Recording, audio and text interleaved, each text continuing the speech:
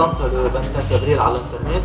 الجو هي انه باش نختاروا 100000 باش نحطوهم في وسط انفلوب، وبعد نختاروا بلاصه في تونس ما همش شنو هي، تنجم تكون قهوه، تنجم تكون في الشارع، تنجم تكون في سينما، تياتر، في استاد.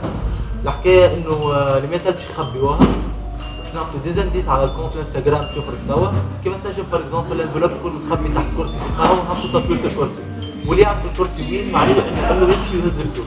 حلال عليه. الجو هي عباره على فلوس موجوده في الشارع التونسي وبلاش، اللي يحب يهزها مبروك عليه. ما عليكم الا انه تتابعونا على الكونت اللي باش يخرج توا، وال 100000 الاولاني باش يكون من عند بارتنير ميديا بيسكانا، واللي ما يلقاش الجمعه الاولى تحط تتعاود الجمعه اللي بعدها تولي 200000، واللي ما يلقاش تولي 300000. والجو ما هي جوست فلوس، تنجم تكون تليفونات، ديزابونمون، اي حاجه سهله على الاخر. فلوس موجوده في الشارع التونسي وبلاد، اللي يهز مبروك عليه. ما عليكم الا تتابعوا الكونت، واللي يبقى يبعث لنا التصويره نتاعو. ميرسي.